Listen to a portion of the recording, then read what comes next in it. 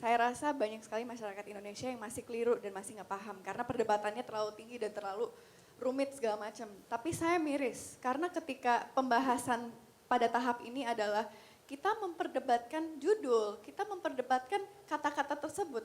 Kita cuma ngomongin kata-kata, tapi di luar sana ingat kata-kata itu berimplikasi. Perempuan, laki-laki masih mengalami kekerasan seksual dan bapak-bapak, ibu-ibu hanya bisa membahas kata-kata semantik. Kata-kata itu bermakna, Mbak, kalau mengerti tapi di luar sana setiap hari, setiap jam ada perempuan, anak kecil dan laki-laki yang meninggal, yang nenek-nenek itu nenek kita, semuanya adalah rakyat kita. Bisa ngomongin kata-kata. Saudara, jika RUU penghapusan kekerasan seksual ditarik dari prolegnas prioritas 2020, bagaimana pemenuhan keadilan bagi korban kekerasan seksual? DPR bukan lagi Dewan Perwakilan Rakyat, tetapi Dewan Pengkhianatan Rakyat. Maka kawan-kawan, DPR, dengarkan suara korban.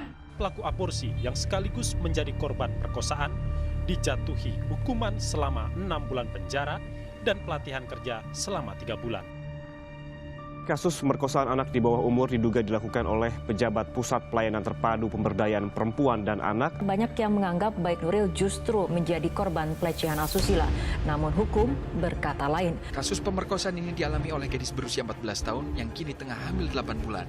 Kok rasanya negara nggak hadir gitu untuk para penyintas, untuk para korban, maupun semua orang di luar sana yang karena semua orang bisa jadi korban, bisa juga jadi pelaku.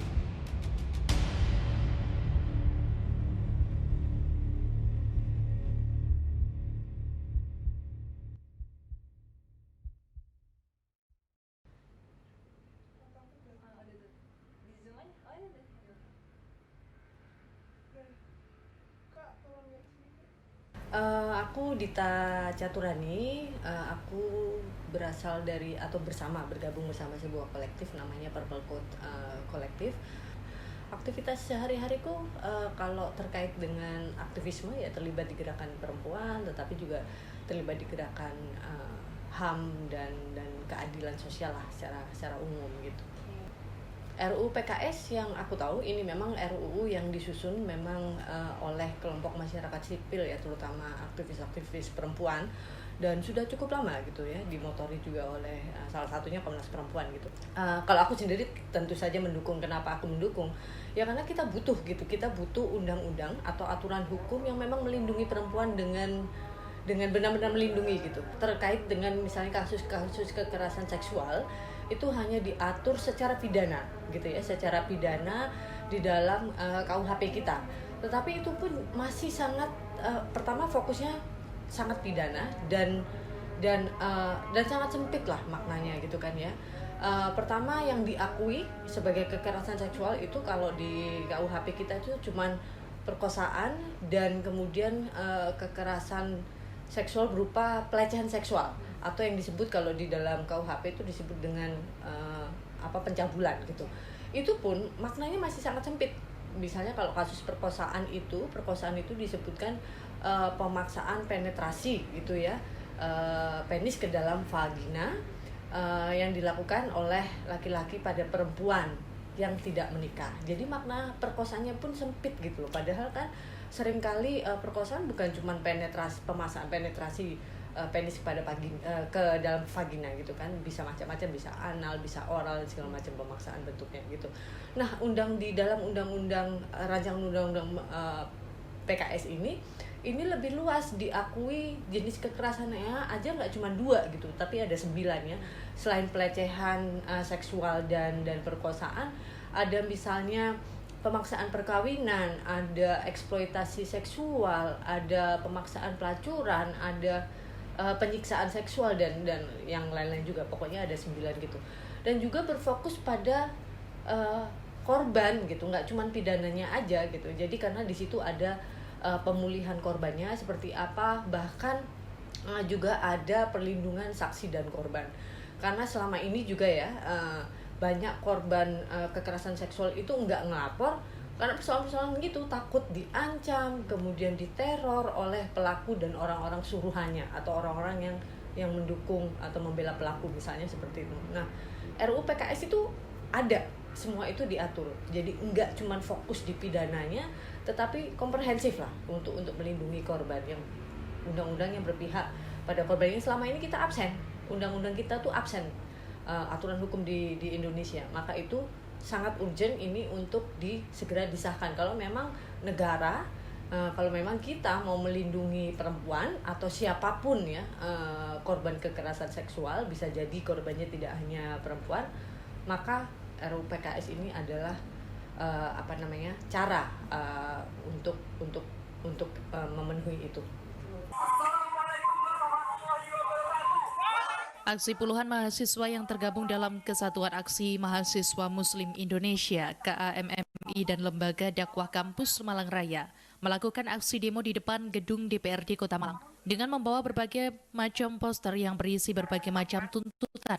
Masa menuntut RUU PKS tidak disahkan. Masa menilai jika RUU PKS tersebut disahkan tidak sejalan dengan nilai Pancasila, ketahanan keluarga, agama, dan moralitas bangsa Indonesia. Saya Andi Ahdian, saya pengajar ya, dosen di program studi sosiologi Universitas Nasional. Saya kira penolakan salah satu poin dari penolakan adalah klaim keagamaan. Sudah pasti ya dasarnya ya, dengan memanfaatkan klaim keagamaan tersebut. Walaupun itu sifatnya interpretatif ya, bahwa misalnya yang paling saya mencoba memahami mindsetnya ya. Mindsetnya adalah misalnya dalam kasus marital rape, terus lalu dalam keluarga. Jadi si perempuan punya hak untuk menolak, dan itu dianggap menyalahi sebuah prinsip keagamaan. Bagi saya itu bukan prinsip keagamaan, itu tradisi dalam masyarakat ya. Ada kekhawatiran yang terlalu berlebih di kalangan politisi. Sebenarnya politisi juga saya kira memanfaatkan saja sentimen keagamaan ini. Unsurnya bukan agama, tapi juga kepentingan politik. Kalaupun misalnya kita memakai prinsip keagamaan, kan kita sudah pasti kalau sebagai seorang pemeluk agama, orang membayangkan agamanya harusnya membebaskan. Kenapa agama justru menjadi hambatan untuk sesuatu yang lebih baik? Kalau memang berarti kan bukan agamanya, tapi orang-orang di dalam yang mengklaim unsur keagamaan sebagai dasar. Menolak rancangan undang-undang penghapusan kekerasan seksual karena masih banyak dalam isi RUU itu kebudayaan-kebudayaan asing yang tidak pro kebudayaan daerah, kepribadian nasional, sehingga RUU penghapusan kekerasan seksual bukan hanya menghapus kekerasan, tapi juga menghancurkan kebudayaan bangsa. Ini satu logical fallacy lah ya, kekeliruan cara berpikir. Karena kalau kita bicara soal warga negara, maka ya itu semuanya, mau apapun orientasi seksual kamu, apapun identitas gendermu, itu masuk dalam perlindungan negara. Di dalam rancangan undang-undang PKS nggak ada secara spesifik menyebutkan melindungi LGBT. Ini bukan cuma kekeliruan cara berpikir, tapi ini jadi kebohongan yang disebarkan kepada publik gitu.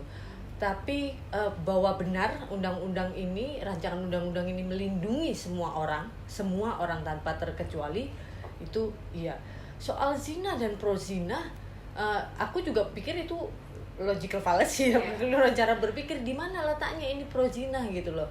Tidak ada satupun pasal yang menyebutkan atau yang bisa memberikan kesan kita kepada pro zina gitu kan. Terkait dengan misalnya kalau itu mungkin dianggap sebagai, ya itu jadi kita orang menjadi permisif terhadap hubungan seks pranikah gitu ya. Hubungan seks pranikah itu adalah, ataupun hubungan seks apapun, selama dia konsensual di antara dua orang dewasa gitu kan, yang saling bersepakat, itu menjadi ruang privat gitu, menjadi hak privat kita gitu, orang masing-masing gitu, dan negara nggak boleh hadir dan mengurus ruang privat yang seperti itu. Ketika ada pemaksaan, maka di situ yang namanya undang-undang harus bekerja gitu. Selama tidak ada pemaksaan, selama tidak ada pelanggaran hukumnya, ya harusnya itu menjadi urusan privat masing-masing gitu. Halo, namaku Kanzafina. Aku sehari-hari bekerja di Sanggar Suara, sebuah organisasi berbasis komunitas transgender perempuan di Jakarta yang fokus pada isu pendidikan, pemberdayaan, dan advokasi untuk teman-teman transgender perempuan di Jakarta.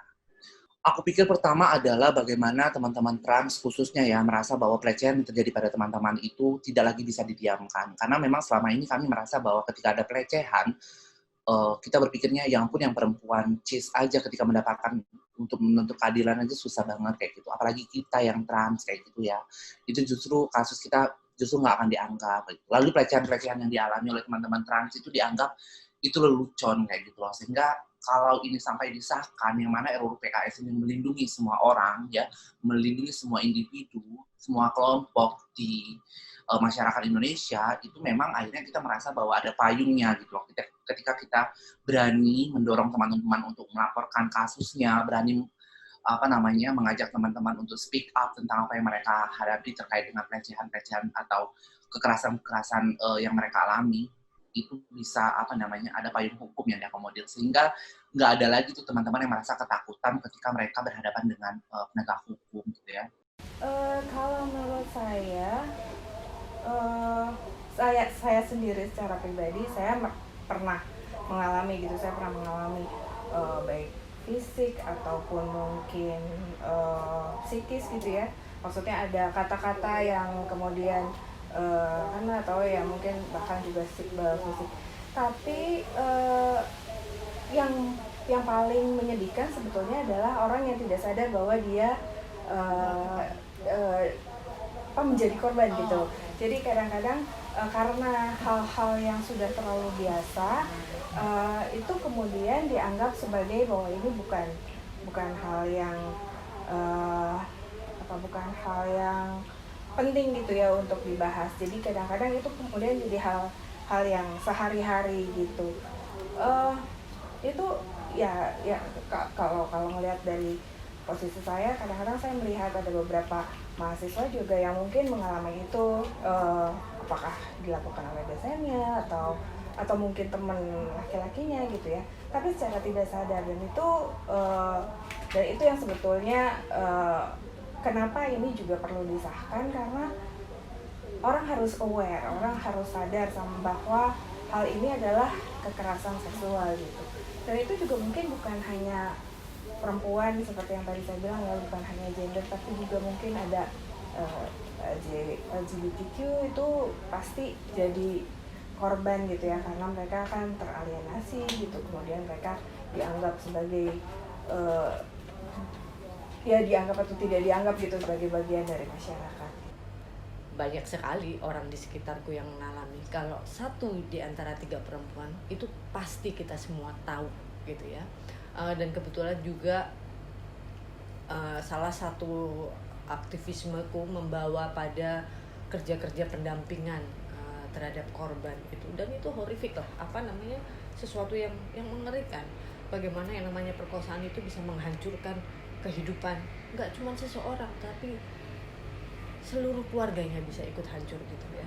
Dan ya ini kalau buat aku prevalensi dari kasus kekerasan seksual bukan cuma jadi dari jumlah.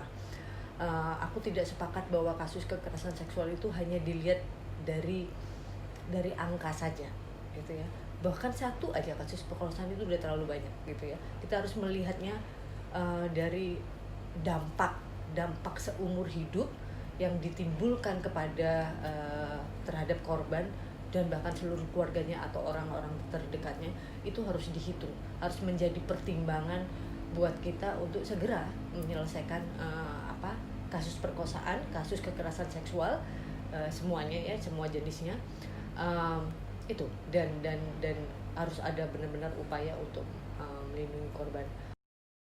Untuk kalian yang menentang dan menolak RUU PKS, harapanku kalian bisa melihat dan mengkaji kembali RUU PKS, dan kalian tanyakan ke diri kalian sendiri pasal mana yang sebenarnya yang memberatkan kalian untuk mendukung RUU PKS.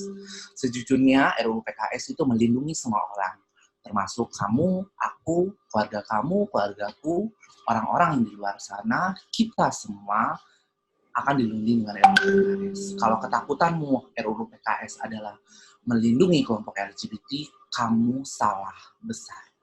Yang dilindungi oleh RUU PKS adalah kita semua, warga negara Indonesia. Bukankah sudah seharusnya sebagai warga negara, kita selayaknya diperlakukan adil, selayaknya kita diperlakukan secara manusia ketika kita mendapatkan kekerasan atau kita menuntut keadilan di negara kita sendiri.